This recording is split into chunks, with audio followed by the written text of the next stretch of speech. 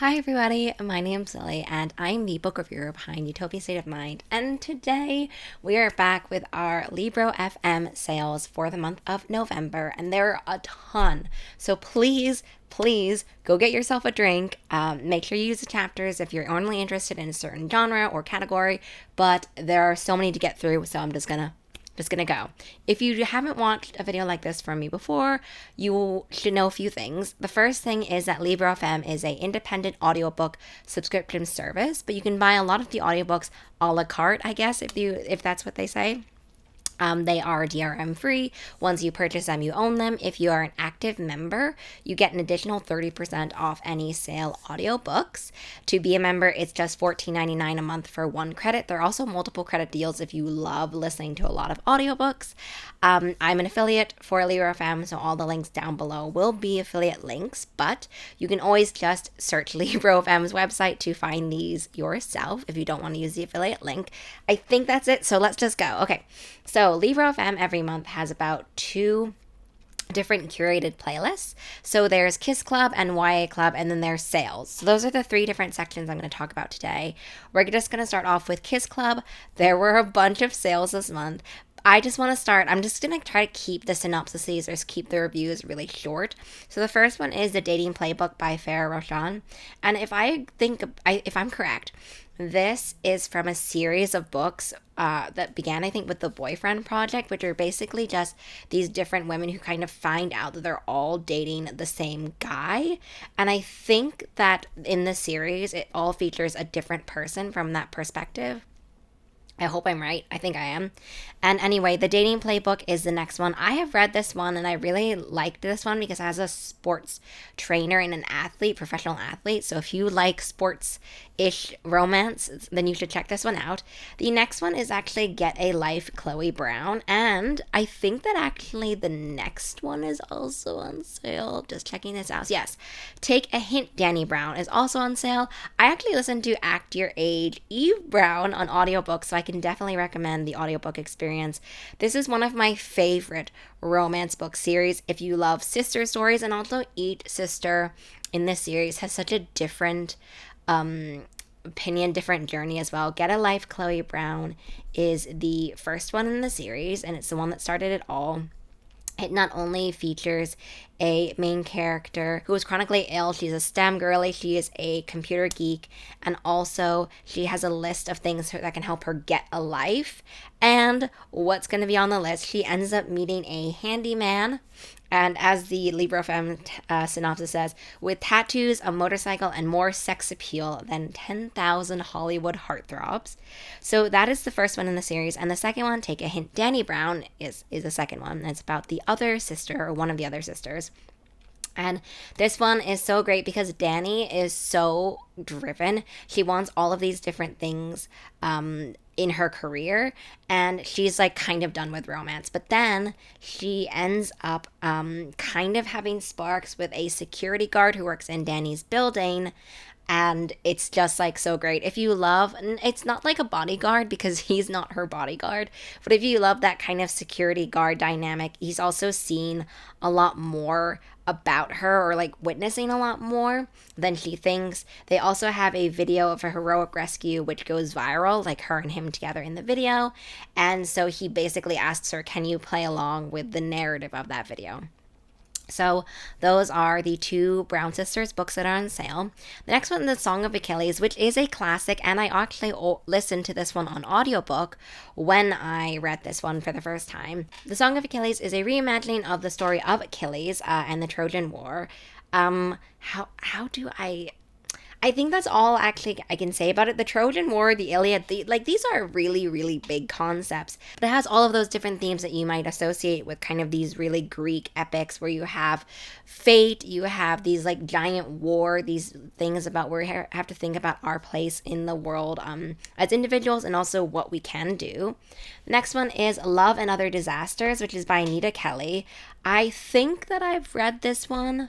Yes, I have.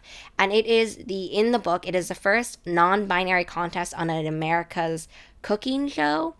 And this non-binary contestant ends up falling for a competitor in it. And I think that I have actually, this is a series, and I think that I have read other ones in this one. No. Yes, I have. I've read Something Wild and Wonderful. I don't remember how they're all connected. But anyway, if you love queer romances and you also love cooking shows, this is definitely one for you. I also love like the competitor vibes as well in this one. Then there's Fancy Meeting You Here, which is a really, really fun one, which is a bridesmaid florist and a caterer. So I've been really loving these kind of wedding planning, wedding sort of romance stories, and this is one of them. Basically, she's this bridesmaid florist who is kind of like the vibe of always a bridesmaid, never a bride, but she's also a florist.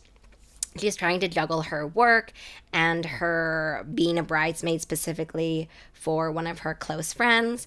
But then she also ends up meeting a outside caterer who is the love interest for this one. And they're talking about kind of political campaign. They're talking about these different things that can help either their family or their businesses when sparks fly.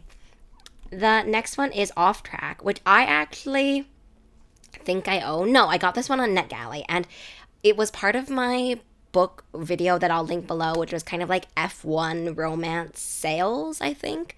And Off Track is part of it, and it's actually about a legacy driver and F1's first woman driver. So that's like the premise for it.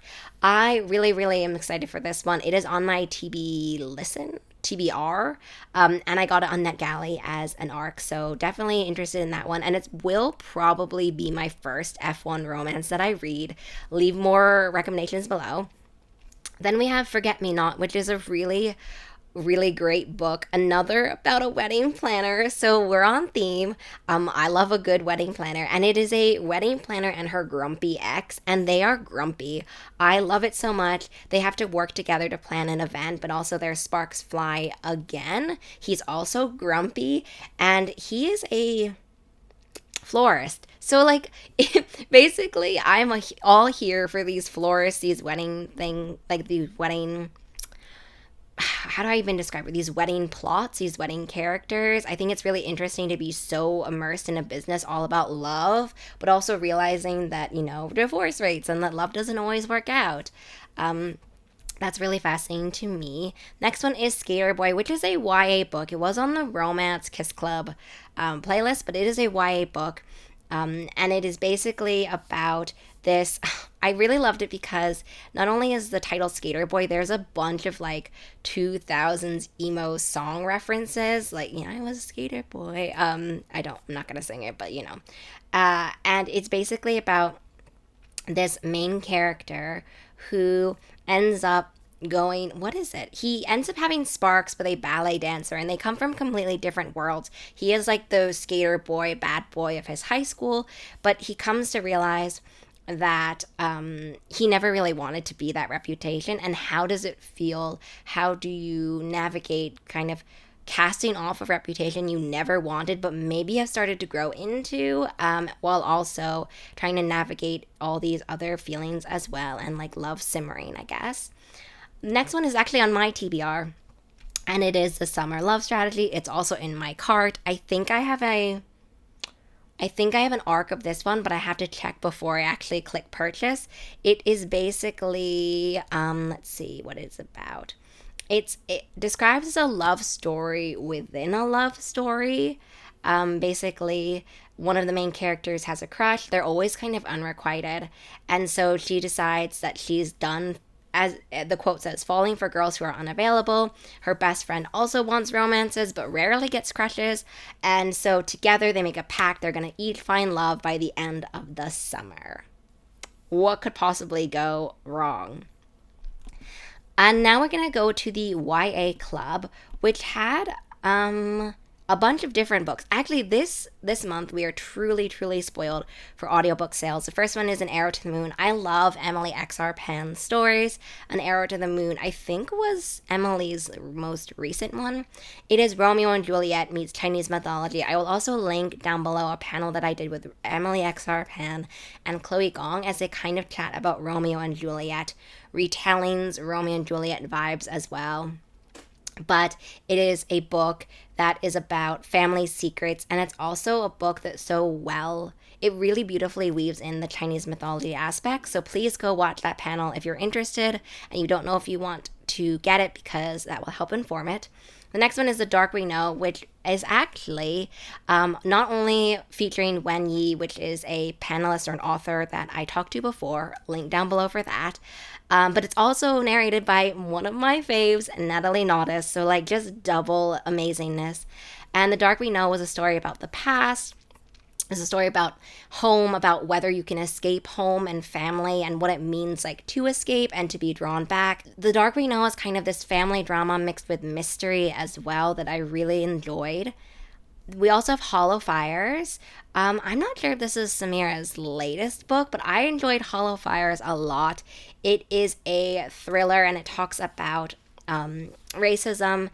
Basically, one of the main characters dreams about being a journalist, but that all of that changes because she actually finds the body of a murdered boy. And there actually are sort of I can't remember exactly if we get pieces of his perspective. I think we do, but it ends up being this novel that feels somewhat speculative. It feels super lyrical in the way that we see the story about this boy who very much is not given a voice in the media, in the narrative, or like even in the town.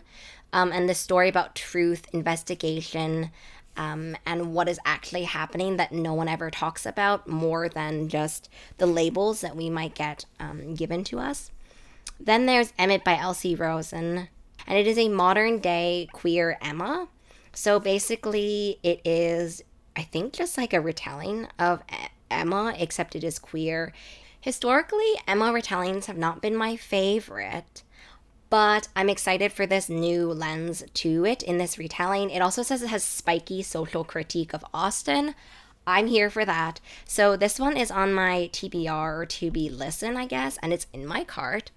The next one is The Sacrifice by Rin Chupeco. I really love Rin's books. I have not listened to The Sacrifice. I've mentioned it a couple times before. I'm just so scared. I am so scared. But basically, it is about a island oasis. There's also a legend.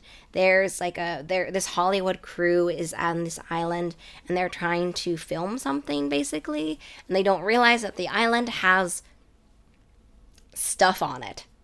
It has stuff on it.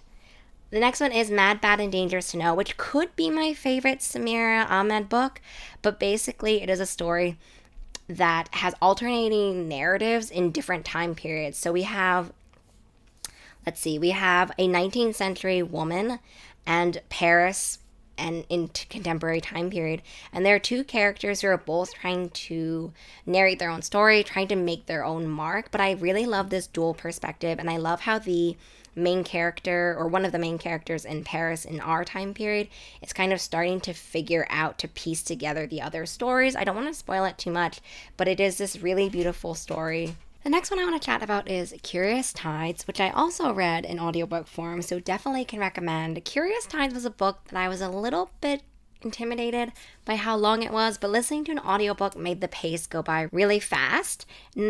Curious Tides is a story that is kind of like a dark academia fantasy. There's a prestigious school, and there are definitely things happening at the school where you're just like, I don't think this should be happening.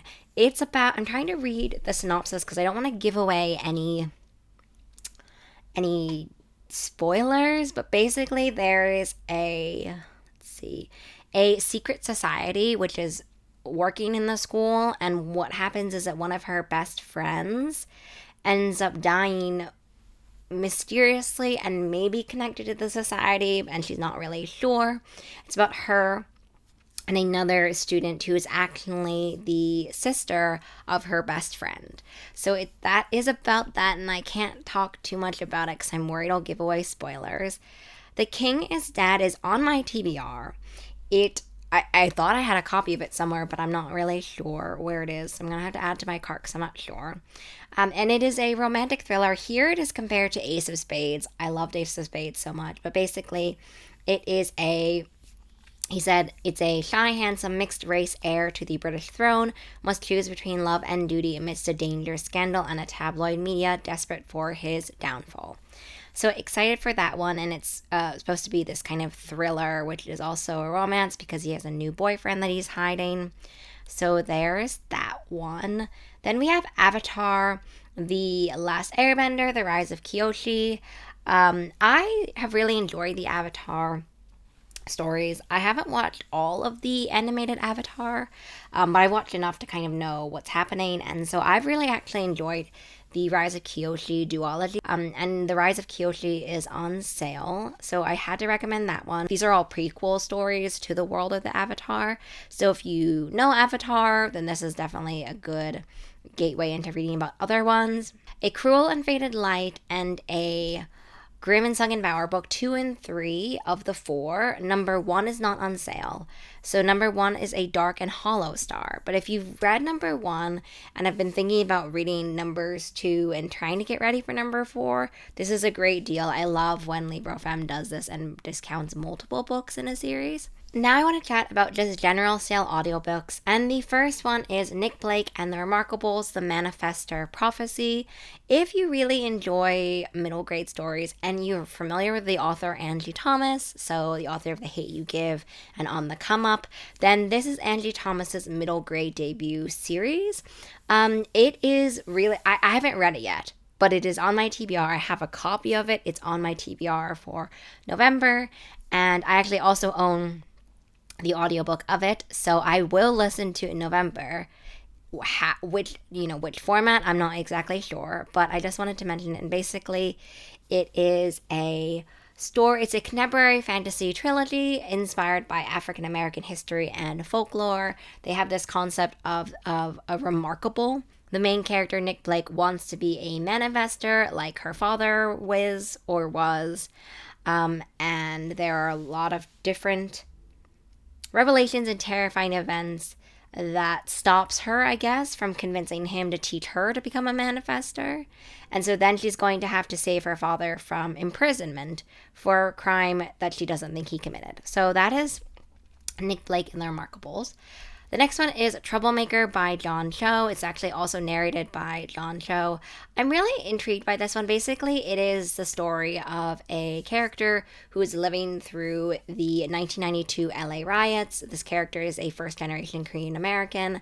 And so this 12-year-old, this middle grade person is living through kind of all the normal middle grade struggles, school, family, but also growing up around around the LA riots as well. So I'm really intrigued by that one. The next one is Our Dark Duet by V.E. Schwab. I think that this is the sequel to The Savage Song, which is the second one in this kind of musical, fantastical monster duology.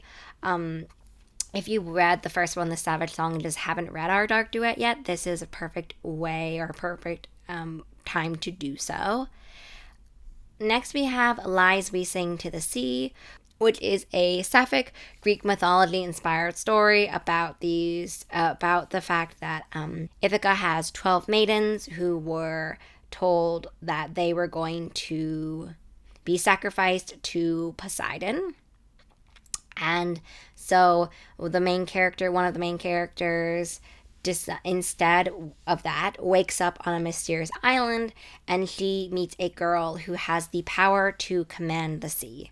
That is the first one. If you love that TikTok audio where it's like that mermaid who is in the water and she's like she's telling, who is she telling? I think Odysseus, maybe, to get in the water. That is Lies We Sing to the Sea. Now we have Love and Color, which was on my TBR a while ago, and honestly, I don't know why I haven't read it, but basically it is a series of love stories from the author of Honey and Spice, and in the love stories, they were telling myths, folktales, histories from all around the world. And so if you kind of just love the idea of a short story anthology all about romance, this is also read by 4 different narrators, so I hope that each narrator has their own different story for that one. Heart of the Sun Warrior is on sale. This is the sequel or the series ender to Daughter of the Moon Goddess. So another one, if you read the first one and just haven't picked up the second one yet, it is narrated by the amazing Natalie Naudus. So this is a great opportunity to do so. Count Your Lucky Stars is on sale. It is the third book in the Written in the Stars series. It's a contemporary romance series. I love to see it. And this is a queer rom-com about former best friends, second chance at love. Basically, one of the main characters is totally over relationships, but everyone, because this is book 3, has kind of found the happy ever after, the one, and she's kind of just like, this sucks, I'm the ultimate fifth wheel. And so basically, when she is touring a wedding venue with one of her engaged friends, she meets another character who was her childhood friend, her first love. And so it's kind of like an former best friend, second chance at love, like I said before. So definitely would recommend that. We also have Before the Coffee Gets Cold series. So it is a box set which features Before the Coffee Gets Cold, Tales from the Cafe, and Before Your Memory Fades. So this is amazingly perfect opportunity if you have a friend who wants to get into these books. They can have all 3. I do want to mention it's getting to the gift giving season, so it is perfect to give audiobooks. They are instant. You can schedule the delivery for whatever date you want, birthday, holidays, etc. And it's just a great way to kind of wake up and have these things. Before the Coffee Gets Cold is like a series of fantastical vignettes, which are all featured around this idea that there's this like magical cafe.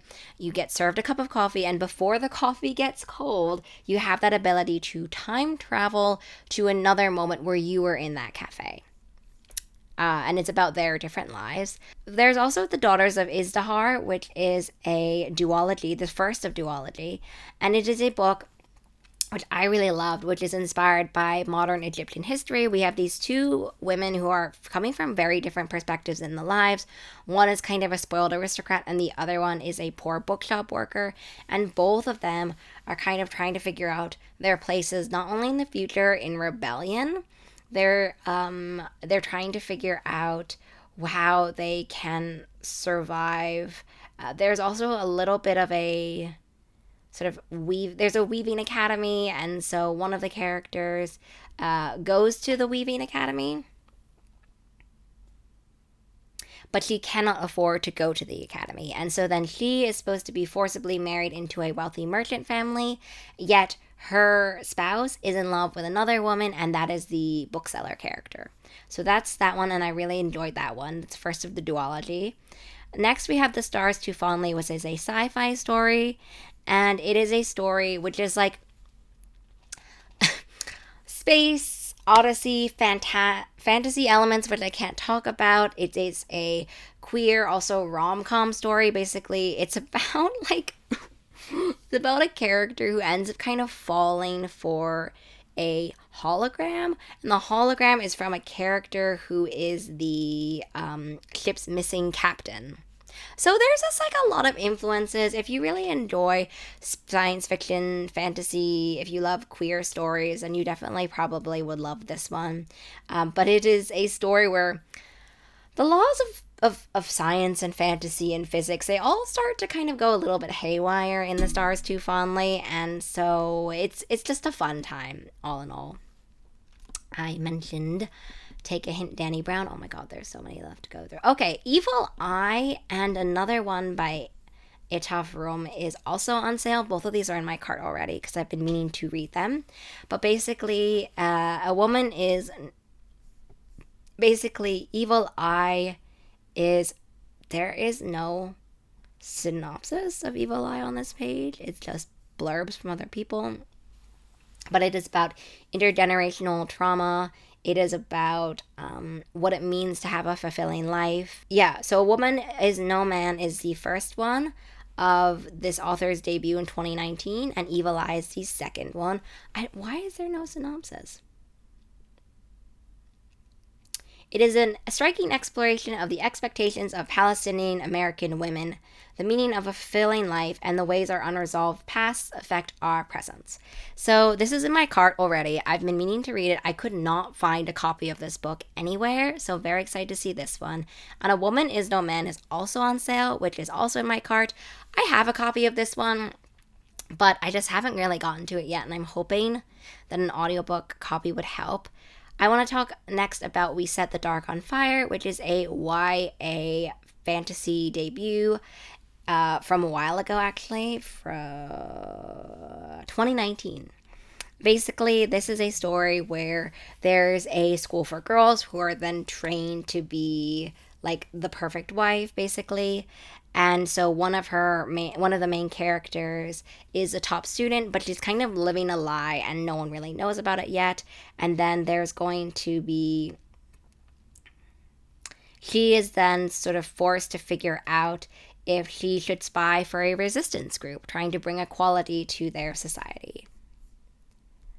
Next, we have Full Speed to a Crash Landing, which I really enjoyed. This is like a novella, a sci-fi novella, which has a lot of romance elements into it as well. It's also a heist. Like, it just has everything in it that I really, really love. Basically, she is a looter, or scavenger. She gets to a spaceship, but she can't loot it because her spaceship runs out of air. She's finally saved by another organization or another crew. And they are government agents or part of the government, and they are also there to loot the ship. And then they find out that they might need her help more than they thought. It's Cruel Seduction. In these videos, there's like always a Dark Olympus book on sale, and in this case, it is Cruel Seduction, Dark Restraint. These are from the Dark Olympus series, which are the Katie Robert take on kind of the Greek pantheon within a romance setting. They've gone a little bit further than the strict kind of storylines you might be expecting from the Greek pantheon, but you just gotta learn to embrace it and roll with the punches. Also, Hang the Moon, which is the second so far in the contemporary romance series that I talked about earlier, is on sale. And this one is a queer rom-com about a romantic who wants to show his childish crush that romance is not dead, and he tries to do this by recreating iconic dates from films. So this is the second one in the series. I mentioned already the third one. We also have Tessa Mayada is No Hero, which is a middle grade story by Julie Abe. Julie Abe is such a fantastic middle grade author. Tessa goes to her grandparents' home in Japan with her two sisters, and they're basically just like doing their own things, and Tessa really wants to be involved, but then she ends up going into Tokyo, and then there she ends up meeting a neighbor's kid who has decided in her mind that he just like doesn't want anything to do with her, and then they end up breaking their family's precious heirloom, which releases a malicious samurai god. Next, we have Single Player, which is actually on my TBR because it is narrated by Natalie Nautis. And it hasn't come out yet. It comes out in January, so it's in my cart, but I'm interested why it's already on sale. But it is two video game creators go head-to-head in a queer enemies to lovers work plans romance debut. So excited for this one. What more can I say about that than that? That is the perfect summarization of the story of Single Player, which I haven't read yet, so I can't tell you much more than that. Immortal Longings is on sale. I don't know if anyone knew, but I'm kind of obsessed with Immortal Longings and a lot of Chloe Gong's book. This is a reimagining of Shakespeare's Antony and Cleopatra told in a sci-fi-ish fantasy world where you can jump bodies between different people. And so it's about this, and there's like this massive game that are you're fighting to the death in order to win a lot of money, and these two characters are fighting in that, but there's also body jumping. Like, it is just so fun, and I'm so happy that it's on sale. 7 Days in June, which I listened to on audiobook, is also on sale. Totally not what I thought it was going to be when I listened to it, but basically We have Eva Mercy. She is a author and she has 7 days to fall in love.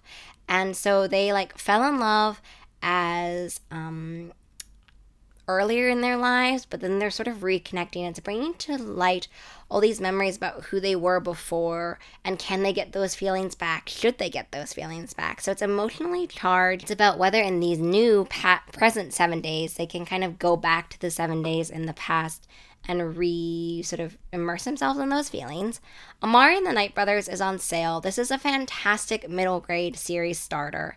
It is the first in the Supernatural Investigation series, and basically it is this middle grade story about a girl who believes that her missing brother is alive. She's like totally convinced that this is true. And then she tries out for the Bureau of Supernatural Affairs, which she hopes will give her more information about her missing brother. She just needs to figure out how to compete for a spot in this Supernatural Affair agency. So I read this one and loved it. I haven't read the rest of this series yet, but I really, really enjoyed this one, and I'm really happy to see that it is on sale. So definitely would recommend that one. We have Mixed Signals in the Love Light series book. I own all of these ones on audiobook. I haven't yet read all of them. I've only read Love Light Farms, but Mixed Signals is the third book in the Love Light Farm series, and all of these basically are looking at different characters from Love Light Farm, so I can't like spoiler too much about it basically, but the premise of the Love Light Farms world is that there is a Christmas tree farm. There were at the time at least 3 people who are kind of managing it together, and the Love Light Farms book series so far, I think, is about each of those characters. A Woman Is No Man is on sale as well, which I mentioned before. This is a book which is is set in both 1990 in Palestine and also in 2008 in Brooklyn. And that brings us to the end of all of the Librofm sales for November. This video was so long, I need like a cup of hot beverage immediately from my throat. But hopefully you will have found some books that you really loved in this whole set. My cart is full. My cart is over full, basically. But I hope that you've enjoyed, and let me know if you have read any of these books that I chatted about so far. Okay, I hope to see you in the next one. Bye.